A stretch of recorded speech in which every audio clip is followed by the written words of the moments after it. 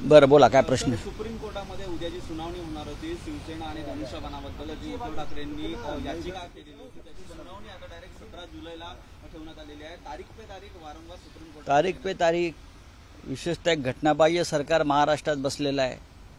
घटनाबाह्य मुख्यमंत्री प्रचार करतायत, घटनाबाह्य उपमुख्यमंत्री प्रचार करतायत, दोन घटनाबाह्य पक्ष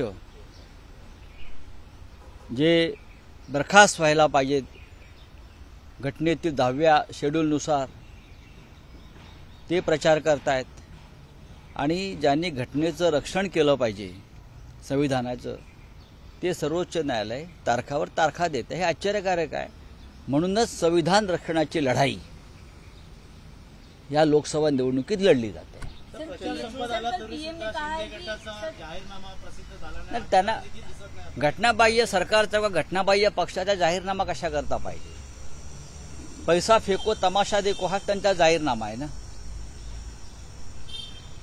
हेलिकॉप्टरमधून खोके पेटी उतरवायच्या, पोलिसांच्या गाड्यातून पैसे वाटायचे, लाखो मतं विकत घ्यायच्या योजना करायच्या, रेटून खोटं बोलायचं हा त्यांचा जाहीरनामा। याच्या पलीकडे त्यांचा जाहीरनामा नव्यानं निर्माण करण्याची गरज नाही। कैसे लोग हैं जो सोते रहे और इनकी पार्टी चोरी हो गई, इनको बिल्कुल भी वोट देना नहीं चाहिए, जो अपनी पार्टी नहीं संभाल सकते। नहीं, चोर ये चोर बोल रहा है, जिसने पार्टी पर डाका डाला है ये बोल रहा है।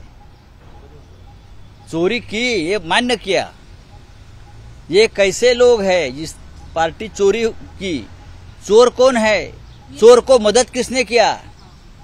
चोर को मदद करने वाले प्रधानमंत्री, गृहमंत्री, चुनाव आयोग, ये तो चोर के साथीदार है ना, चोरों के सरदार है। और यही बोल रहे, इसीलिए तो हमको ये देश में परिवर्तन लाना है और संविधान की रक्षा करनी है। पार्टी नहीं संभाल सकते, देश क्या संभालेंगे? उनको वोट मत दीजिए। देखिए, अच्छी बात कही। पार्टी हमने पूरी तरह से संभाल ली है और 4 जून को पता चलेगा पार्टी कौन है, शिवसेना कौन है, राष्ट्रवादी कांग्रेस कौन है और बीजेपी कहाँ है। ये 4 जून को पता चलेगा। मोदी जी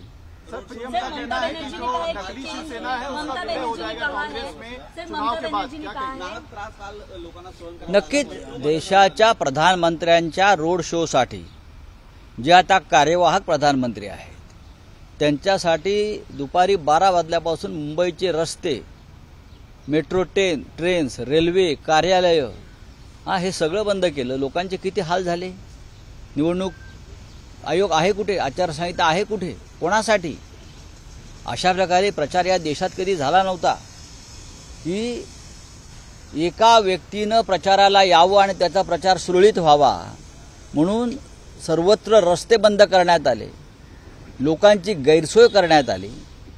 ज्या रस्त्यावर 17 लोकांचा मृत्यू झाला होर्डिंग पडून, तेथे प्रधानमंत्री रोड शो करतात, यासारखी अमानुष गोष्ट नाही।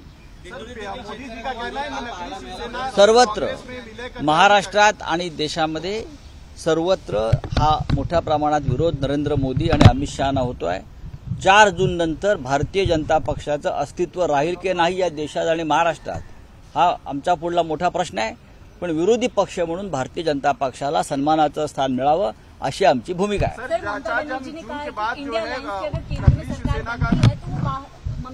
कहा है कि इंडिया अलायंस की अगर केंद्र में सरकार बनती है तो बाहर से समर्थन देंगी, इस पर क्या कहेंगे आप? ठीक है, ममता जी हमारी दीदी है, ममता जी भी हमारे साथ लड़ाई में शामिल है। वो भी नरेंद्र मोदी, अमित शाह की तानाशाही के खिलाफ अकेली लड़ रही है। वो हमारे साथ ही रहेंगी, चाहे अंदर हो या बाहर हो। ममता जी हमारी दीदी है और वो दीदी ही रहेंगी। इंडिया अलायंस की एक बड़ी रैली मुंबई में है, कौन-कौन से नेता आ रहे हैं? पापाची आघाडी आहे, काँग्रेसनी पापाची नाही, यांच्या बापाची आहे। बाप कोण आहे आणि पाप कोणा कळेल यांच्या बापाची आहे।